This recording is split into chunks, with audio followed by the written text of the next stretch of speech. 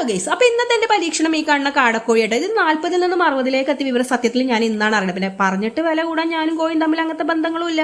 അപ്പം ഞാൻ ആ പഴയ കാലഘട്ടം എന്നൊക്കെ പറഞ്ഞ പോലെ ആ പഴയ 40 നിന്നും 60 എത്തി സത്യം ഇന്ന് അറിഞ്ഞിട്ടുണ്ടായി. പിന്നെ എല്ലാത്തിനും വില കൂടിയ സ്ഥിതിക്ക് ഇപ്പോൾ ഈ കോഴിക്കായിട്ട് വില കൂടാതിരിക്കേണ്ട ആവശ്യമില്ല. നിങ്ങളുടെ നാട്ടിൽ ഇതിന് എത്ര റേറ്റ് എന്നുള്ളത് പറയണം. അപ്പോൾ എന്തായാലും ഇപ്പോൾ ഇതിൻ്റെ റേറ്റൊക്കെ കണ്ട് സാധനം വാങ്ങി ഇപ്പോൾ ഇത് എങ്ങനെയും ഉണ്ടാക്കണം എന്ന് വിചാരിച്ചപ്പോൾ ഞാൻ ആദ്യം വിചാരിച്ച് ഇഞ്ചിഞ്ചായിട്ട് കൊല്ലാൻ, എന്തായാലും ചത്ത് അപ്പം ഇഞ്ചിഞ്ചായിട്ട് കൊല്ലണോ അതോ ഒറ്റടിക്ക് കൊല്ലണോ എന്നുള്ളതായിരുന്നു. അപ്പോൾ ഇഞ്ചിഞ്ചായിട്ട് കൊല്ലാൻ വേണ്ടിയിട്ട് സ്പൂൺ എടുത്ത് കഴിഞ്ഞപ്പോഴാണ് എനിക്ക് ആ സത്യം മനസ്സിലായത്. ഇതിന് ഇറച്ചില്ല, മുഴുവനെല്ലാണ്. അപ്പം പിന്നെ നടുക്കൊരു കീറൽ അങ്ങോട്ട് കൊടുക്കാമെന്ന് വിചാരിച്ച ഒരു ഒറ്റ കീറൽ. പിന്നെ അതിലേക്കുള്ള മസാലകളായിരുന്നു. ഈ കാണുന്ന മുളക് പൊടി കുറച്ച് കാണുമ്പോൾ നിങ്ങൾ വിചാരിക്കും ഇവിടെ എന്താ ഇങ്ങനെ പിശിക്കണത്. പക്ഷെ ഒടുക്കത്തെ എരിവാണ്. വായിലേക്ക് വെച്ച് കഴിഞ്ഞാൽ ഇങ്ങനെ തുളഞ്ഞു പോകുക എന്നൊക്കെ പറയില്ല, അങ്ങനത്തെ എരിവാണ്.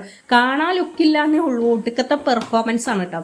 അപ്പോൾ അതാ ഇത്ര ഐറ്റംസ് വെച്ചിട്ടാണ് ഞാനിന്ന് മസാല ഇതാക്കണം. ഒരുപാട് ടേസ്റ്റ് കൂടി കഴിഞ്ഞാൽ ചിലപ്പോൾ എല്ലാ ദിവസവും ഇത് വാങ്ങേണ്ടി വരും. അപ്പോൾ കുറച്ച് ടേസ്റ്റ് അങ്ങോട്ട് കുറഞ്ഞാലും എങ്ങനെ അങ്ങനെ തന്നെ.